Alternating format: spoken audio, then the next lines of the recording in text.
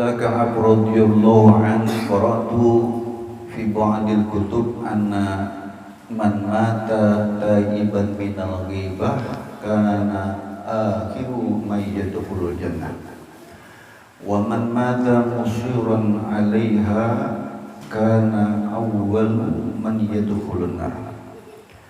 Wa qala Allah ta'ala wailul likulli humazatil lumazah ay asyaddul azab lil humazah allazi ya'ibuka fil ghaib wal lumazah allazi ya'ibuka fi wajhi. Alhamdulillah, kita bersyukur kehadirat Allah Subhanahu wa taala hingga pada malam ini kita disehatkan badan, dipanjangkan umur, diringankan langkah kaki kita untuk berhadir ke majelis yang mulia ini. Mudah-mudahan perkumpulan kita ini menjadikan sebab Allah Subhanahu wa taala memberikan pandangan rahmat kepada kita semuanya. Dosa-dosa kita diampuni Allah, dan mudah-mudahan Allah Subhanahu wa taala perjumpakan kita dengan bulan Ramadan, mengisi Ramadan dengan segenap amal ibadah. Mudah-mudahan Allah Subhanahu wa taala menerima segala amal ibadah kita. Amin ya rabbal alamin. Begitu pula salawat dan salam tercurah selalu atas pemberi syafaat, penolong umat Nabi kita Nabi Muhammad sallallahu alaihi wasallam. Tinggal beberapa hari lagi kita akan berada di pertengahan bulan Sya'ban, yang mana dikatakan oleh para ulama hari-hari yang mulia di bulan Sya'ban itu ada pada 10 hari yang pertengahan. Kenapa?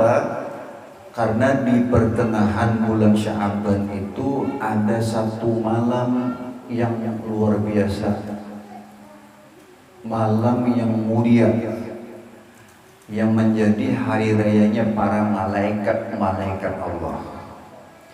Dan di malam itu adalah merupakan malam ampunan daripada Allah. Dikatakan oleh Imam As-Subki bahwasanya malam nisfu Sya'ban itu tukaffiru dzunubas sanah.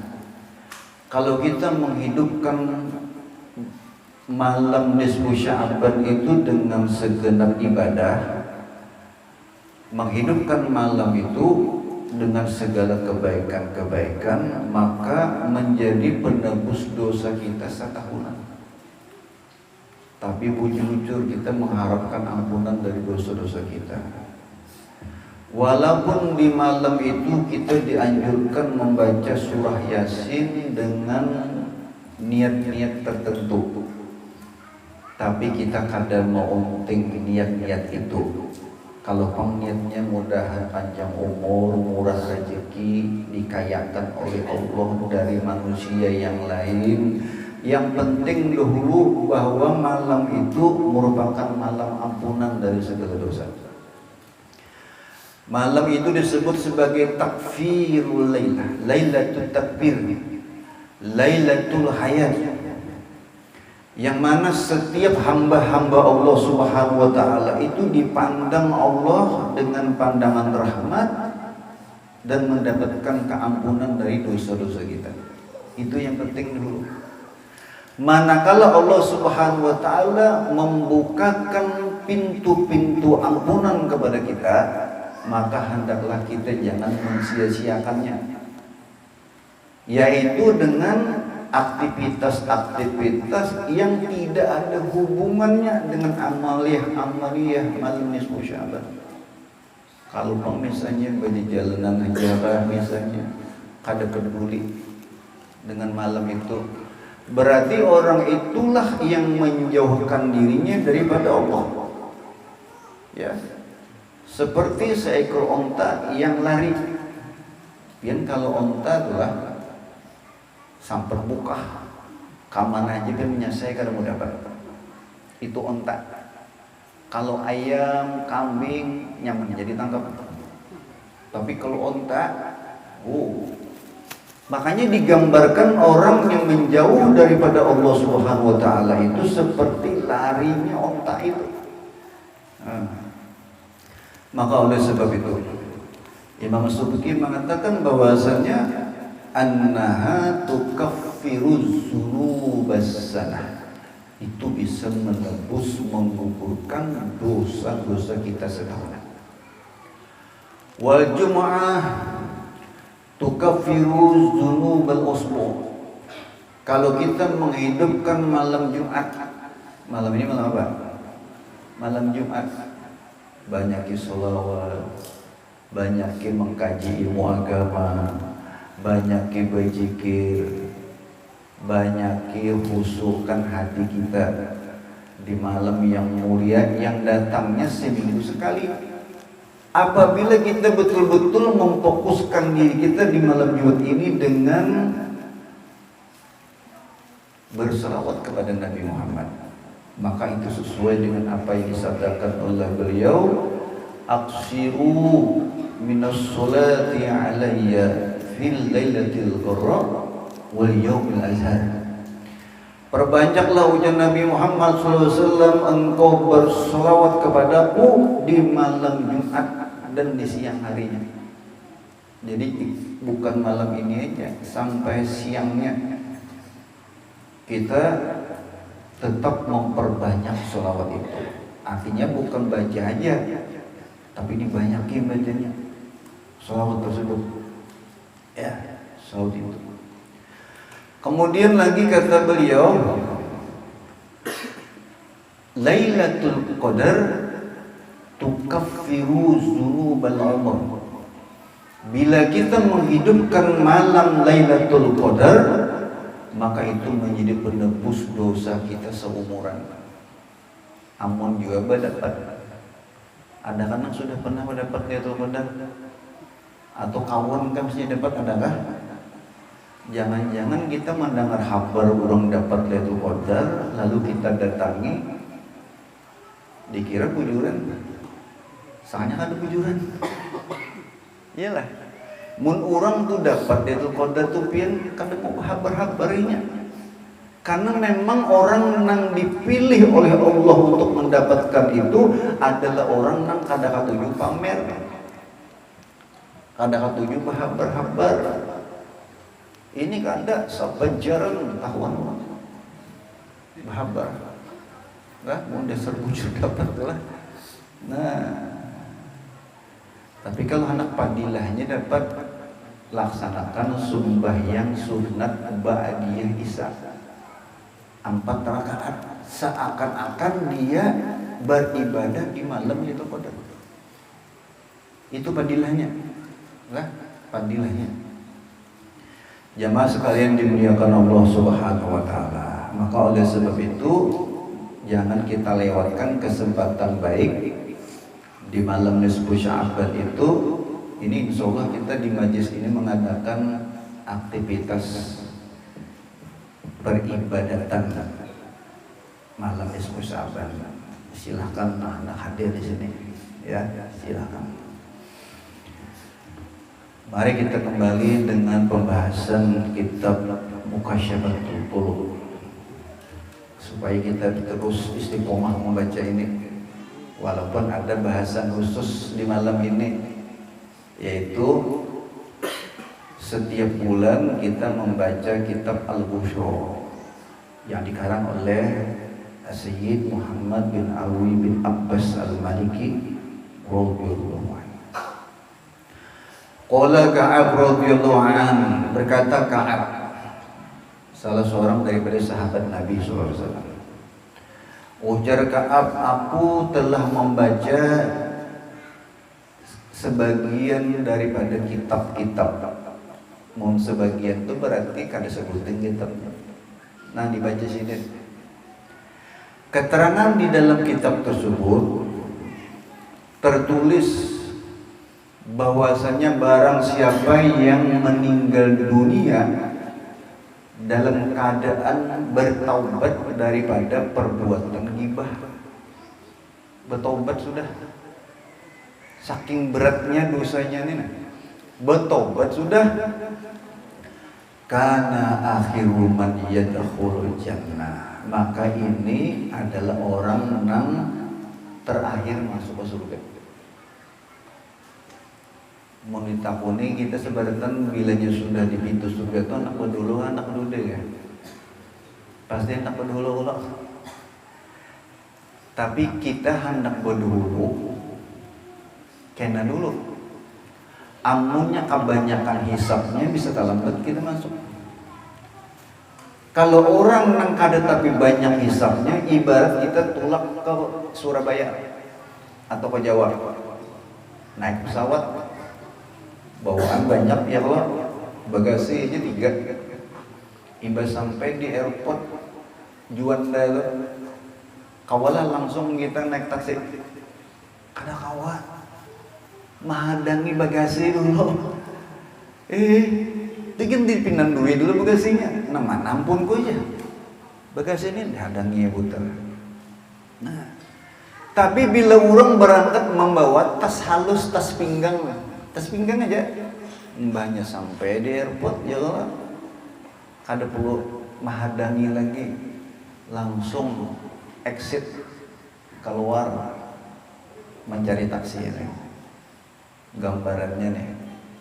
Nah, ini orang dikarenakan telah memperbuat suatu dosa padahal sudah bertobat, maka seandainya orang tadi masuk ke dalam surga karena kamu berdulu terakhirnya masuknya. Jadi gambarannya inilah orang yang bertobat dari gibah aja berdudi ke surga, kayak pemun orang kada bertobat ya. Ini nang sudah bertobat sampai sudah aku kedandak lagi menyembati orang berbelakangan. Wa man mata musirran 'alaiha kana awwalu man yadkhulun nar. Tapi siapa nang masih aja kada baampihan, tetap aja bertobat kada jua, masih aja katuju menyembati orang berbelakangan, maka ini adalah orang yang pertama kali masuk ke dalam neraka. Nauzubillah min dzalik. Mudahan kita ke surga ya sahabat. Itu untung sudah bisa ke surga. Biar nang ibaratnya di halaman surga aja ya Allah, daripada di neraka. Ya Allah. Makanya kita ini kada tahu catatan amal kita. Jangan ditampaikan sohifah kita, buku kita, nah jangan ditampaikan. Bisa supan kita melihatnya. Makanya perbanyaklah kita berniat mengerjakan amalan-amalan yang baik. Ini malam ini berniat malam minggu kena masuk malam nisfu, aku hendak kompak bergabung membaca surah Yasin 3 kali dan mengerjakan solat sunat, berdoa minta kepada Allah. Berniat mulai malam ini. Bisa jadi kita ini umur kada sampai berdapat lon malam minggu, hari Sabtu meninggal orangnya, tapi ini sudah berniat. Maka niatnya inilah yang menjadi simpanan catatan di dalam sohifahnya, bukunya. Itu untungnya berniat nih, banyak berniat yang baik walaupun mustahil. Udah kena jangan haji seminggu lagi ya, tapi kadang mungkin juga seminggu lagi. Berniat bilanya aku ada ongkos anak berangkat, kan masuk akal. Ongkos itu datangnya kada tahu dari mana sumbernya. Bisa aja duit orang, aku aja belabian duit nah, taniat sudah anak membawa ikam tulah haji ya nah. Dasar Allah tuh punya catatan orang itu pacang berangkat haji jadi. Imes misalnya kada jelas lalu imes rasa kada bayang anak dia tuh haji. Tiba-tiba bosnya datang ya Allah. Nya begawilan bos. Jar bos ini nah aku sudah berniat seminggu ini ya. Nah, bisa dibawa orang. Jadi kita kada tahu. Nang penting berniat aja dulu karena pernah diceritakan di dalam sarah kitab Arba'in Nawawi. Hadis Arba'in Nawawi dikisahkan bab masalah niat. Orang ini manakala menerima catatan amalnya, dia terbingung-bingung melihat di dalam buku amalannya.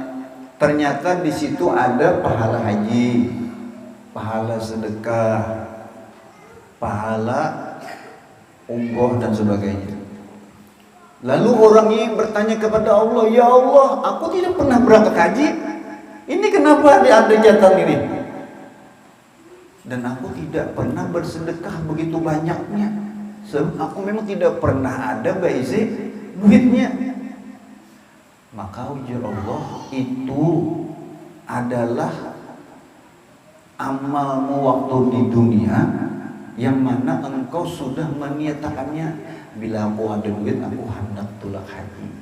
Tapi rupanya sampai kau mati kada sing duitan. Tapi berniat sudah. Aku bila banyak duitnya hendak bersedekah. Misalnya, maka dia dicatat telah mendapatkan pahala sedekah tadi. Itu untungnya belum berniat tuh. Ini nama ini berniat ya kan? Malam Jumat akan datang, kita masih ada sekali lagi lah penutupan. Jadi perlu kita membahas persiapan untuk menghadapi bulan Ramadan. Qasidahnya dibacakan sedikit dulu. Ini semua belum lagi. Sebab qasidah nisfu kan ada. Nah, ada qasidah Ramadan. Jadi Ramadan dibaca. Ramadannya hadir juga tuh kan. Ramadan. Nah, ngerinya lah dosanya nih. Bertobat ya tetap terlambat masuk ke surga.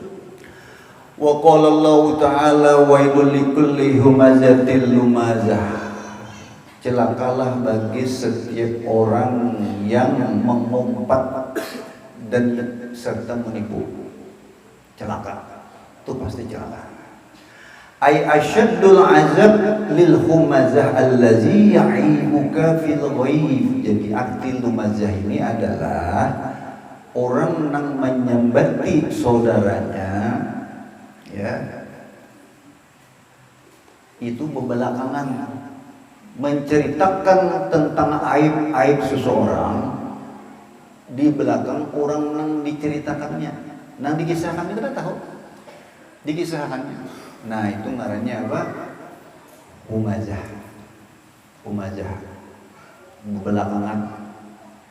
Sedangkan lumazah ini adalah yang aib-aib dirinya itu disampaikan berhadapan, menyembati langsung orang. Jadi itu menghina, itu merendahkan.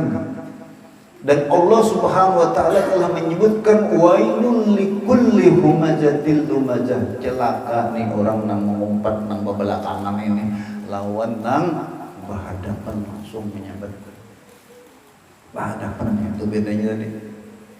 Itu siksaan yang Allah Subhanahu wa taala siapkan. Dan ayat ini diturunkan kepada Al-Walid bin Al-Mughirah.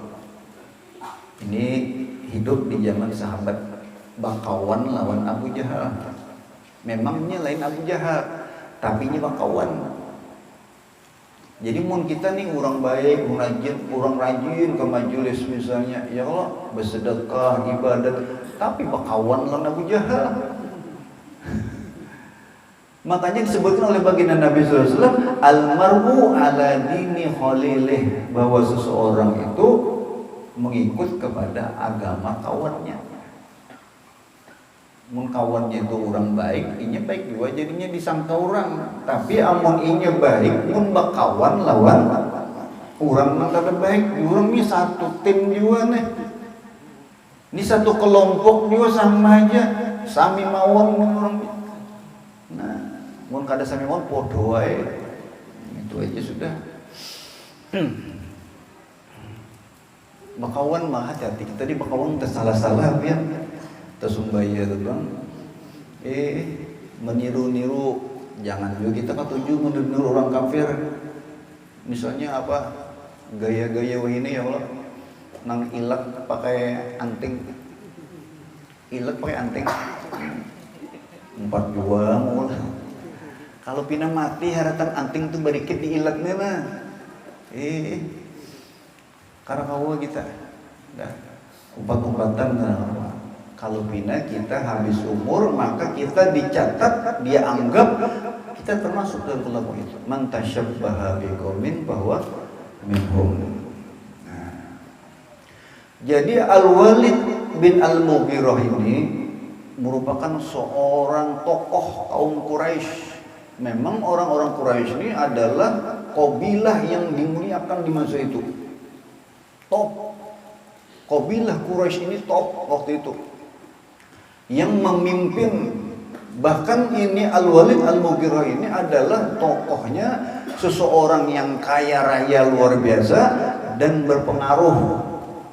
Itu kita ini pilihnya ada orang sugih, ya Allah, berpengaruh misalnya. Itu orang tuh bisa berkuasa itu. Ya, berkuasa. Bahkan bisa mempengaruhi hasil pemilu. Orang kayak nenek. Orangnya kuat, orangnya berpengaruh, itu bisa merubah hasil pemilu. Percaya ya? Kita berdoalah mudah-mudahan diberikan pemimpin yang adil. Itu aja sudah. Amin akan ya pian. Amin akan ya. Nah, mudah nih. Tapi bila ternyata kita dapat memimpin nang kada adil, nang zolim, kira-kira kita juga nang salah. Kira-kira kita juga nang salah. Mun ternyata kita dijulungi pemimpin yang kada adil, kira-kira salah kita. Di mana keterangannya? Hadis Nabi. Nabi SAW bisa membaca ke depan. Dan Nabi seringkali di dalam hadis-hadisnya menyampaikan satu isyarat. Ujar Nabi, sayati zamanun ala ummati, akan datang nanti suatu masa atas umatku yafirruna minal ulama'i wal fuqaha, lari daripada para ulama dan para fuqaha. Kada hendak lagi berparak dengan ulama, kada hendak lagi bergaul, hendak kenal, hendak tahu, apalagi berhadam dengan ulama. Berjauh, ya, berjauh. Bahkan tidak ada keinginan untuk berparak hadirkan apakah mendengarkan apa ada. Masa itu Nabi akan datang kepada umatku. Bila itu sudah terjadi, fayyabtalihinullah bisalazi baliyan, maka Allah akan memberikan kepada orang itu dengan 3 macam bala. Bala, mana dengan nyaman bala? Bala. Yang pertama, yunzaul barakah min kasbihim, dicabut keberkahan usahanya. Nyari nafkah kada berberkat, biar gajinya banyak kada berberkat, satu mat habis, duitnya panas. Mun panas ini kalau disimpan di kantong, terbakar kantongnya. Kada berberkat. Potong ini, potong itu, maka umannya aja. Duit undang 10 juta mana aja. Kan banyak itu abahnya aja. Itu 3 kali aja kemol habisnya. Kada bersisa lagi apa? Kada berberkah. Kenapa? Itu tadi kada hendak berparak lawan tuan guru. Kamu tahu aja tuan guru nang dihiga rumah kamu. Orang tahu aja. Siapa garangnya? Jadi dia orang bongol ya kan nih. Orang sebelah rumahnya tahu. Ya kalau sopan kita jadinya. Nah, kenal aja ada lagi bujur-bujur mencintai. Baginya. Nah, yang kedua,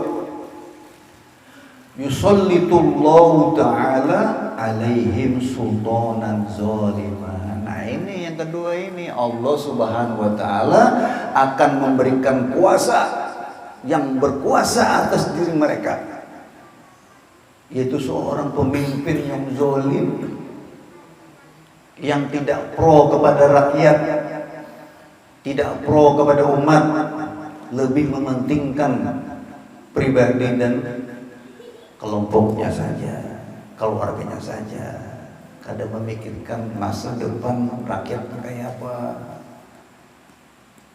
Ya Allah, ada nang makan kada kawa di Pulau Jawa tuh, ada nang makan kada kawa makan nasi gumbili aja, gumbili makan gumbili aja pian itu 2 kali sehari. Tapi kenyang juga gumbili itu. Coba kan kita gumbili terus hari-hari kau lah. Mun kada makan nasi rasa baru makan lagi ya Allah. Biar bakso 3 mangkok. Kada makan nasi rasa kada makan lagi. Sebab kita menganggap bakso itu camilannya. Ya Allah, mudahan kita diselamatkan sahabat Tuhan. Berapa macam sudah? 2. Ini yang mengerikan yang ketiga ini, yakhrujuna minad dunya bighairi iman, meninggalnya karena kada beriman, suul khotimah, gara-gara apa? Kada kenal lawan ulama. Kada mau beparak lawan ulama, meninggal kada beriman. Yang tengah tuh